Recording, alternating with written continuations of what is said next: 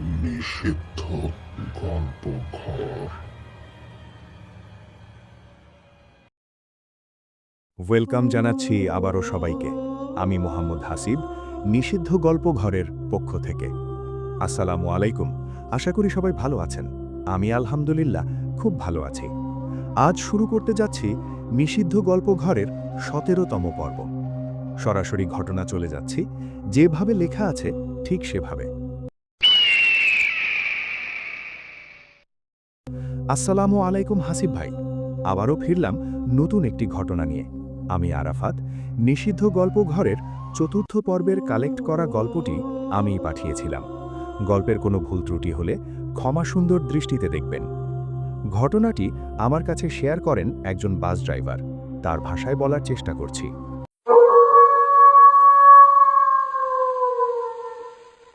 প্রায় ১৭ বছর ধরে আমি এই ড্রাইভিং লাইনে আছি।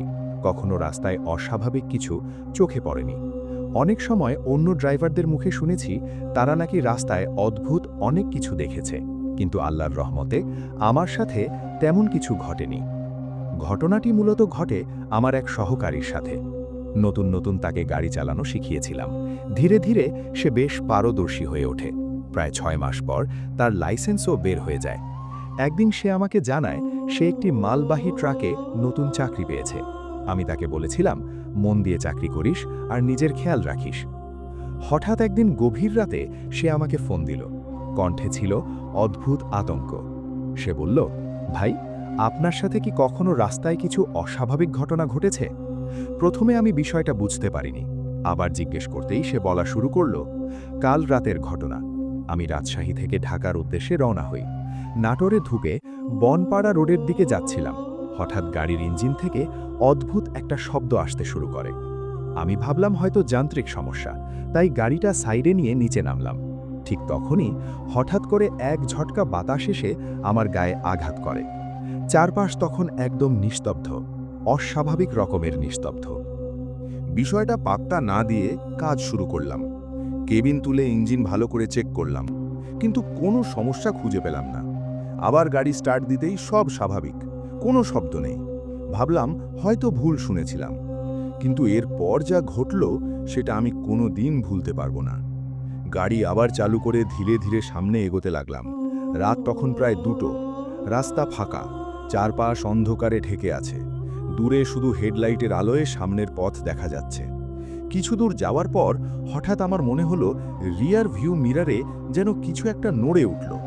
প্রথমে ভেবেছিলাম চোখের ভুল, কিন্তু আবার তাকাতেই দেখি ট্রাকের পেছনে যেন সাদা কাপড় পরা একটা ছায়া দাঁড়িয়ে আছে। আমি দ্রুত ব্রেক কষে গাড়ি থামালাম, নেমে চারপাশে তাকালাম। কিছুই নেই, রাস্তা ফাঁকা, বাতাস পর্যন্ত নেই। নিজের মনকে বুঝালাম রাত জেগে ড্রাইভ করার কারণে হয়তো বিভ্রম হচ্ছে। আবার কেবিনে উঠে দরজা বন্ধ করতেই ঠক ঠক ঠক স্পষ্টভাবে ট্রাকের পেছন দিক থেকে শব্দ আসতে লাগলো। আমার বুকের ভেতর ধকধক শুরু হয়ে গেল। সাহস করে ধীরে ধীরে পেছনের দিকে গেলাম, কিন্তু গিয়ে দেখি কিছুই নেই। হঠাৎ পিছন থেকে কেউ খুব নিচু স্বরে বলল, এখানে আর এক মুহূর্ত থাকবি না। আমি ঘুরে দাঁড়াতেই চারপাশ অন্ধকার ছাড়া আর কিছুই নেই। তখন আর দেরি করিনি, দৌড়ে কেবিনে উঠে দরজা লক করে দিলাম। কাঁপা হাতে ইঞ্জিন স্টার্ট দিলাম। অদ্ভুত ব্যাপার, গাড়ি একবারেই স্টার্ট নিল। এটা বলে ও থামল। বিশ্বাস করেন ভাই, হয়তো ঘটনা ওর সাথে ঘটেছে, কিন্তু ভয়ে আমার শরীর আত্মা পর্যন্ত কেঁপে গেছে। ব্যাচেলো আজ আজকের ঘটনা। ড্রাইভার ভাইকে আমি ধন্যবাদ জানিয়ে বললাম এটা আমি নিষিদ্ধ গল্পঘরে শেয়ার করতে চাই। সে অনুরোধ করল তার কোনো নাম পরিচয় না দিতে, তাই কারো নাম উল্লেখ করিনি। এটা লেখেই তিনি শেষ করলেন তার গল্প। অসম্ভব সুন্দর একটি ঘটনা। আশা করি আপনি আগামীতে আরও ঘটনা পাঠিয়ে আমাদের পাশে থাকবেন। আর আপনারা যারা ভক্তি ও রহস্যময় গল্প পছন্দ করেন, করুন আমাদের ইউটিউব চ্যানেল নিষিদ্ধ গল্পঘর। আর যারা ঘটনা শেয়ার করতে চান, আমার ফেসবুক পেজে ইনবক্স করুন। আজকের জন্য বিদায় জানাচ্ছি। আল্লাহ হাফেজ। নিষিদ্ধ গল্পঘর।